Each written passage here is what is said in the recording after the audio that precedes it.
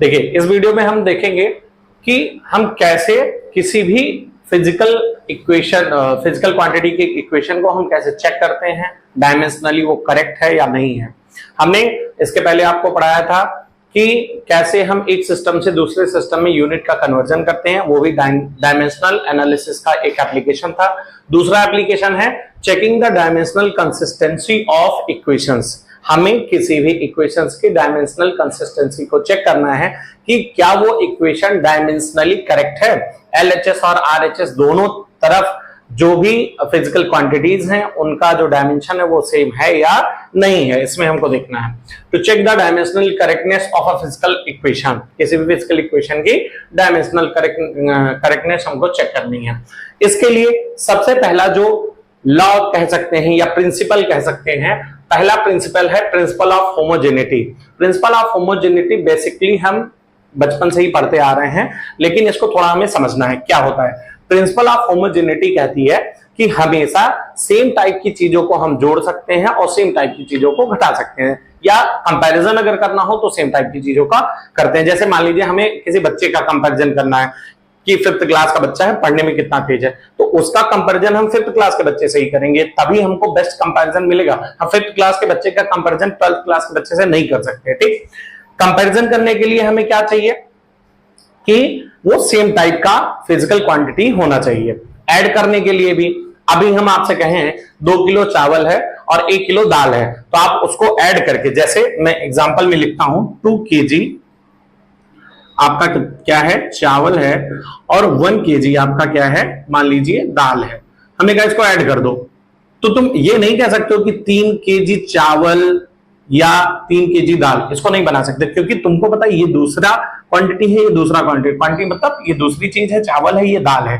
लेकिन हम ये कहें कि 2 kg दाल एक है और 5 kg दाल एक है, तो आप कहोगे हाँ ये टोटल कितना है, 7 kg दाल है।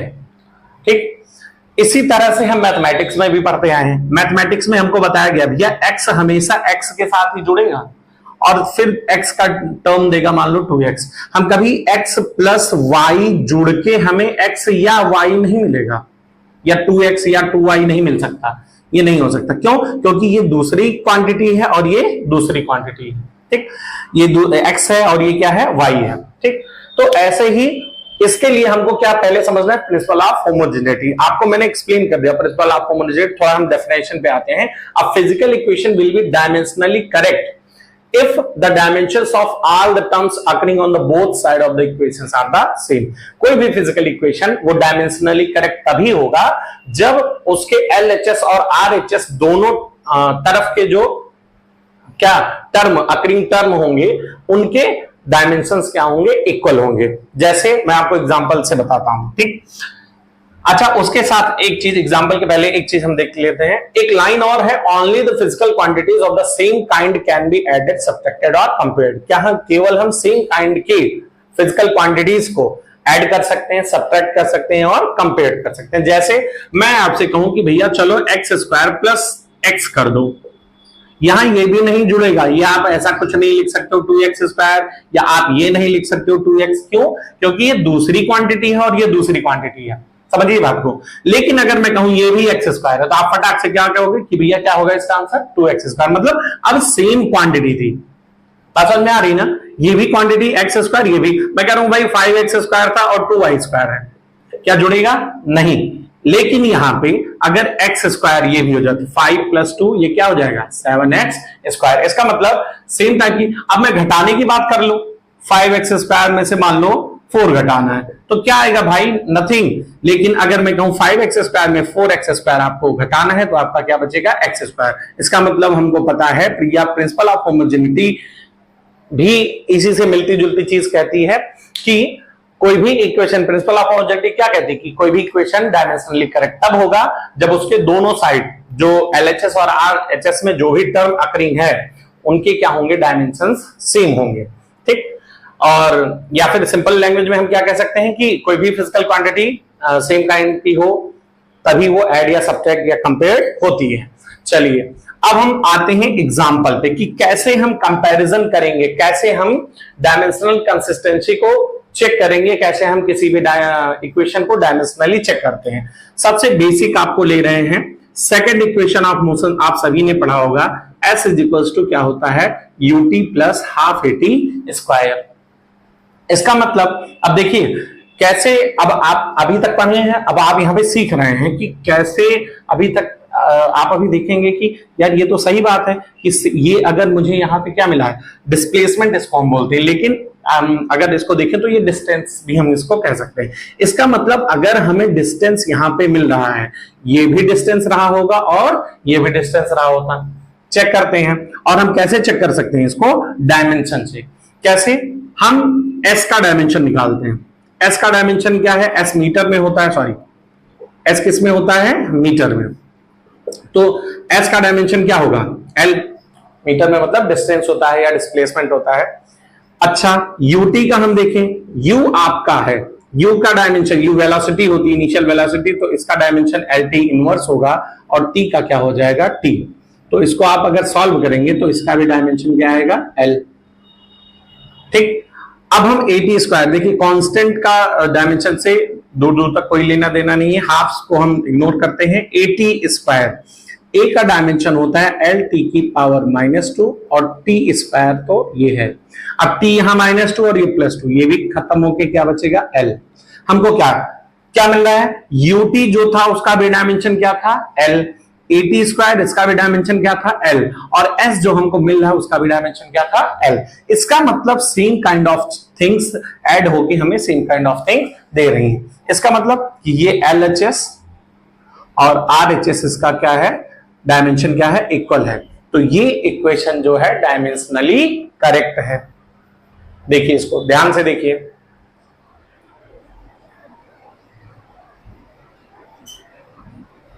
चलिए ये आपका पहला प्रश्न था। एक और क्वेश्चन हम आपको करवाते हैं, इसको मैं रफ करूंगा। दूसरा क्वेश्चन अगर हम देखें तो अगर हम थोड़ा सा प्रश्न लें फोर्स का, फोर्स का फार्मूला सभी लोग जानते हैं, ठीक है। फोर्स का फार्मूला क्या होता है, फोर्स इज इक्वल्स टू होता है mass into acceleration. Force equals to क्या होता है, मास इंटू एक्सीलरेशन।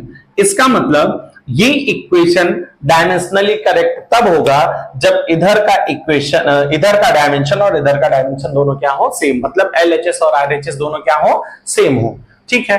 तो फोर्स का डायमेंशन हम सभी को पता है, मैंने बोला था आपको याद कर लीजिएगा, आगे काम आएगा। फोर्स का डायमेंशन mlt-2 भाई, मास इंटू एक्सीलरेशन। अगर मैं मास इंटू एक्सीलरेशन को सॉल्व करूं तो मास का होगा कैपिटल M और एक्सीलरेशन का होता है LT-2। तो ये फाइनली क्या बन जाएगा, mlt-2। तो ये भी इक्वेशन हमारा क्या है, LHS इज इक्वल्स टू क्या हो जाएगा, RHS। ये भी हमारा क्या है, डायमेंशनली करेक्ट है। तो इस हिसाब से क्या हम बचपन से एक क्वेश्चन और देखेंगे, हम बचपन से ये सुनते आ रहे हैं कि भैया एनर्जी क्या होती है, सेम होती है, वो चाहे काइनेटिक हो चाहे क्या हो, पोटेंशियल, मतलब एनर्जी हम एक फॉर्म से किस में बदलते हैं, दूसरे फॉर्म में। तो हम थोड़ा सा डायमेंशनली चेक करते हैं क्या हमको सही बताया गया है।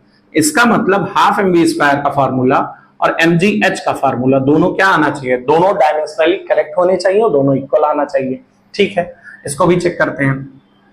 हाफ से हमको ज्यादा कुछ लेना देना नहीं है, m का आपका कैपिटल M, v स्क्वायर है तो v का होता है LT1 और स्क्वायर हो जाएगा तो ये हो जाएगा L² T-2, ठीक। m का m, g का आपका होता है LT-2, क्योंकि g भी आपका एक्सीलरेशन ड्यू टू ग्रेविटी है तो वो भी क्या है, एक प्रकार का एक्सीलरेशन है। अब ये क्या बन रहा है, ml² T-2 and this is also ml2 T-2।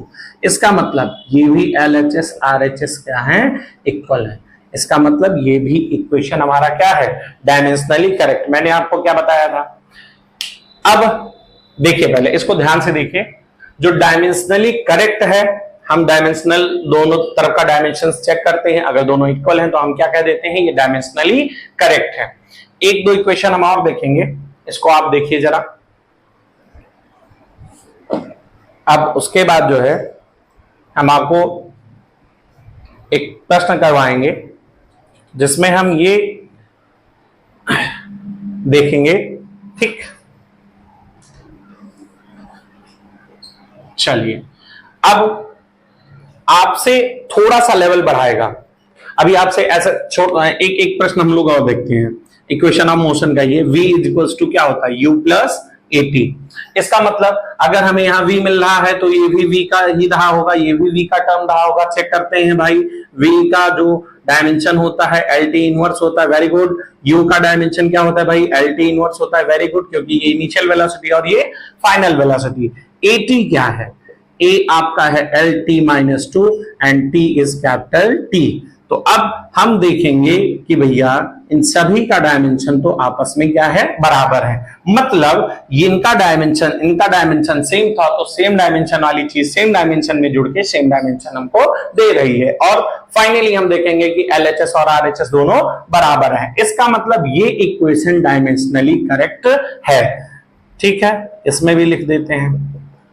अब इसमें जो थोड़ा सा लेवल बढ़ा के आपसे पूछता है, लेवल बढ़ा के क्या पूछता है कि आपको ऐसे सीधे सीधे क्वेश्चन नहीं देगा चेक करने को, ले भैया चेक करके बता दो। आपको एक इक्वेशन टाइप का बना के देगा जिसमें हमें इस प्रिंसिपल, होमोजेनिटी ऑफ प्रिंसिपल का यूज करेंगे, जिसमें हम इस लाइन का यूज करेंगे, same kind of things can be added और सब्ट्रैक्टेड, ठीक। चलिए मैं आपको क्वेश्चन लिखता हूं, एक फोर्स का क्वेश्चन लिखूंगा जिसमें थोड़ा सा आपको थोड़ा सा दिमाग लगाना, बहुत ज्यादा नहीं। मैं एक क्वेश्चन बना रहा हूं, F इज इक्वल्स टू, मान लीजिए आपको ऐसे दे रहा है ax square plus bx plus ct, ठीक। आपसे बता देगा कि भैया इसमें x जो है वो है डिस्टेंस को रिप्रेजेंट कर रही है, t आपका किसके, टाइम को रिप्रेजेंट कर रहा है, where f is the force. ये आपको फोर्स की इक्वेशन दे रखी है। Then find the dimension of, short में लिखना है A, B एंड C। इसका हमको डायमेंशन फाइंड आउट करना है, किसका किसका, A, B और C का, ठीक है। A, B, C का डायमेंशन फाइंड आउट करना बहुत बड़ी बात नहीं है। हमने क्या पढ़ रखा है, हमने पढ़ रखा है कि अगर हमें यहां फोर्स मिल रहा है तो ये भी भाई साहब क्या रहे होंगे, फोर्स, ये भी क्या रहे होंगे, फोर्स, और ये भी क्या रहे होंगे, फोर्स। हम इसके पहले देख भी चुके हैं कि same kind of things can be added और subtracted and gives the same kind of things.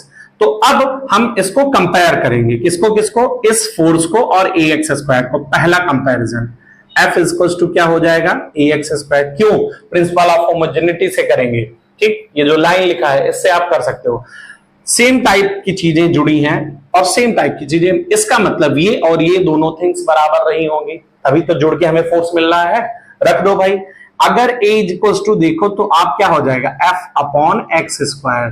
The value of the, sorry, the dimension of the f is, dimension of f क्या होगा बेटा, mlt माइनस 2, और x square का dimension क्या होगा, l square, ठीक। Solve कर लीजिए भैया, सॉल्व करेंगे क्या आएगा, m, l ऊपर जाएगा -2 और +1 क्या हो जाएगा, -1 t minus 2, and this is the dimension of a।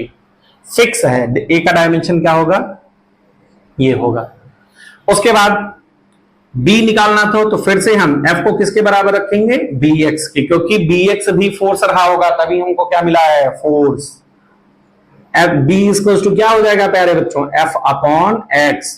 तो f की डायमेंशन, f का डायमेंशन mlt माइनस 2 और x का डायमेंशन x, तो हमको डिस्टेंस बताया है, तो x का डिस्टेंस मीटर में, मीटर का डायमेंशन l, ठीक है। l भाई साहब l को खाएंगे, इसको हम ऐसे डायरेक्टली नहीं करते हैं। m क्या बचेगा, mt माइनस 2।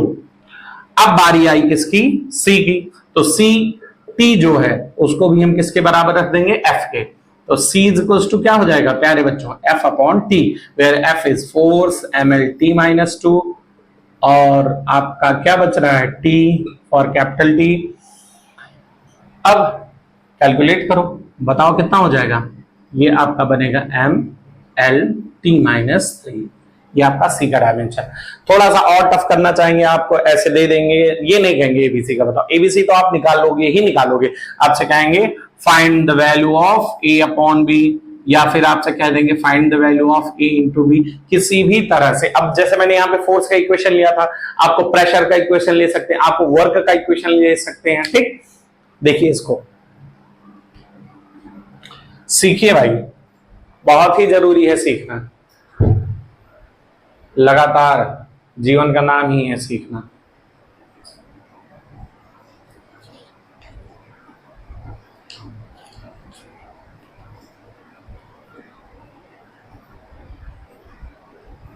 चलिए अब हम बात करते हैं थोड़ी सी, अब ये हम सीख चुके हैं डायमेंशन को निकालना, अगर कोई कांस्टेंट दे रखा है किसी इक्वेशन में उसकी वैल्यू को निकालना, उसके डायमेंशंस को निकालना, हमने देखा कि कैसे हम कंपैरिजन करते हैं। अब हम थोड़ी सी अंदर की बात करेंगे। थोड़ी सी अंदर की बात यह है कि सर अगर किसी फार्मूले में कांस्टेंट आ जाए तो उसका क्या होगा। कांस्टेंट आ जाए मतलब सर मैं कह रहा हूं काइनेटिक एनर्जी इक्वल्स टू, मैं लिख रहा हूं हाफ एम वी स्क्वायर। एक बार इसका हम लोग चेक करेंगे, उसके बाद फिर से हम काइनेटिक एनर्जी इक्वल्स टू लिखेंगे एम वी स्क्वायर। दोनों को हम डायमेंशनली पहले चेक करते हैं। ठीक, डायमेंशनली हम चेक करेंगे क्या इनका डायमेंशन सेम है।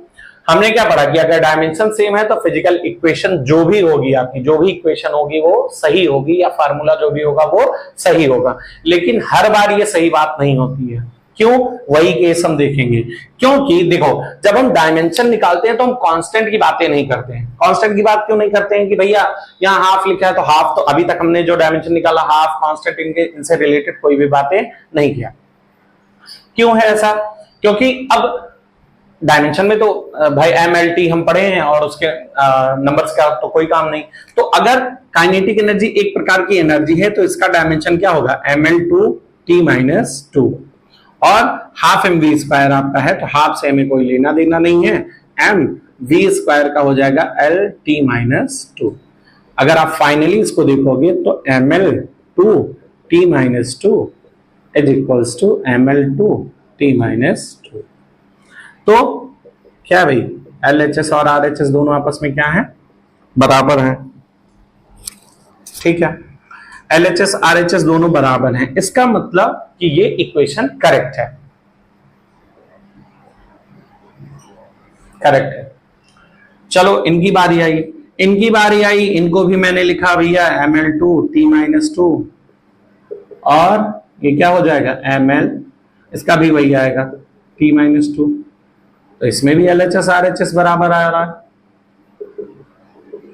तो सर फिर सही इक्वेशन कौन सा है, ये हमारे लिए सबसे रहस्यमय बात है कि ये सही है या ये सही है। हम तो डायमेंशनल करेक्टनेस चेक कर रहे थे, कंसिस्टेंसी को चेक कर रहे थे कि अरे तो हम तो देख रहे हैं ये दोनों इक्वेशन सही है, क्या मैं इससे अगर काइनेटिक एनर्जी निकालूंगा तो सही आएगा, बिल्कुल नहीं।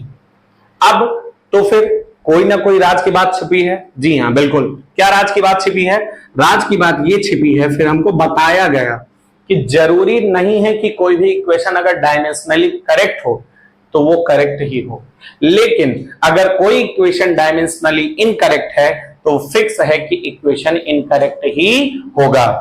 अब आप तो कहोगे स्कैम हो गया तुम्हारे साथ, अभी तक सीखे। अब ये कह रहा है कि आपको क्या कह रहा है कि भैया जरूरी नहीं कोई डायमेंशनली चीजें करेक्ट हो तो, मतलब डायमेंशनली अगर LHS RHS बराबर हो तो इक्वेशन करेक्ट ही होगा। ठीक है, होता है कुछ टर्म्स में हम ऐसा कह सकते हैं। तो ये इक्वेशन नहीं सही है, भले ये डायमेंशनली सही है, लेकिन अगर न्यूमेरिकली देखा जाए तो ये बिल्कुल भी सही नहीं है। तो हम ये नहीं कहेंगे कि ये वाला फार्मूला सही है, ये वाला फार्मूला सही नहीं है।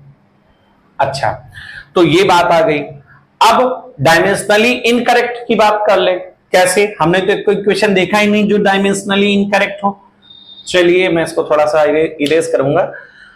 तो हमने क्या सीखा, हमने ये सीखा कि जरूरी नहीं है कोई भी चीज डायमेंशन, क्योंकि यहाँ हाफ एम बी स्क्वायर था, यहाँ एम बी स्क्वायर था, हमने देखा दोनों में LHS RHS बराबर आ रहे थे, लेकिन ये फार्मूला सही नहीं था, ये फार्मूला सही नहीं था। फिर हमको बाद में बताया गया कि जरूरी नहीं कोई चीज अगर डायमेंशनली करेक्ट हो तो वो करेक्ट ही हो, लेकिन अगर कोई चीज डायमेंशनली इनकरेक्ट है तो 100% फिक्स है कि वो इनकरेक्ट होगा। ठीक है, मैं इसको इरेज कर रहा हूं, और उसके बाद में एक इक्वेशन आपको ऐसा लिख रहा हूं जो डायमेंशनली इनकरेक्ट है।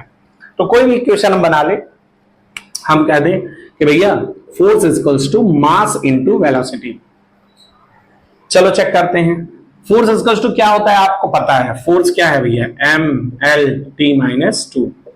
वेरी गुड, m और ये क्या हो जाएगा LT-1। क्या LHS RHS बराबर हैं इसके? भाई बताइए, RHS बराबर है? नहीं है। यहाँ MLT-2 MLT-1, इसका मतलब ये डायमेंशनली इनकरेक्ट है। और फार्मूला भी आप देख लीजिए, आप क्या जानते हो? आप जानते हो फोर्स इक्वल्स टू क्या होता है, मास इनटू एक्सीलरेशन, या और कोई भी फोर्स हो सकता है, लेकिन भैया ये फोर्स का कोई भी फार्मूला हमने नहीं पढ़ा है। बात समझ में आई? तो इसीलिए अब हम क्या सीखे, हमने सीखा कि अगर कोई चीज डायमेंशनली करेक्ट है तो वो जरूरी नहीं डायमेंशनली करेक्ट हो, अगर कोई चीज डायमेंशनली इनकरेक्ट है तो वो फिक्स है कि डायमेंशनली इनकरेक्ट ही होगा। ये आपका टॉपिक था, कौन सा? डायमेंशनल कंसिस्टेंसी ऑफ इक्वेशन को चेक करना, क्या वो सही है, या डायमेंशनल करेक्टनेस से हमने देखा कि क्या इक्वेशंस हमारे सही हैं या नहीं है। हम क्या सीखना था कि भैया LHS RHS बराबर होने चाहिए, बराबर होगा तो सही है, नहीं बराबर होगा तो नहीं सही है। उसके साथ साथ हमने ये भी सीखा कि जरूरी नहीं है कि अगर डायमेंशनली कोई भी इक्वेशन करेक्ट हो तो वो करेक्ट ही होगा, अगर डायमेंशनली इनकरेक्ट है तो वो इनकरेक्ट ही होगा। प्रिंसिपल ऑफ होमोजेनिटी हमने सीखा। प्रिंसिपल ऑफ होमोजेनिटी हमको क्या बताया कि कोई भी जो भी फिजिकल इक्वेशन हमको मिलती है वो दोनों टर्म क्या होते हैं, उनकी डायमेंशन सेम होती है, LHS और RHS। उसी के बेसिस पे हमने चेकिंग एनालिसिस को दिया। ये लाइन मैंने लिखा था, ये मैंने आपको समझाया भी, कभी हम सेब और केला को जोड़ के एक नहीं कर सकते हैं, कभी हम चावल और पानी को नहीं जोड़ सकते हैं, ठीक है। तो जो भी मैं तो ये जनरल एग्जांपल ले रहा हूं। अगर आप नॉर्मली एग्जांपल देखें कि आप फोर्स को ऐड कर दो वेलोसिटी में, तो ऐसा कभी नहीं होगा कि आप फोर्स को वेलोसिटी में ऐड कर दो, आप एक्सीलरेशन को मास में ऐड कर दो। ऐड या सब्सट्रैक्ट उसमें नहीं होगा, क्योंकि acceleration is another thing and mass is another thing, ठीक है। तो ये चीज हमने सीखा। तो अब अगला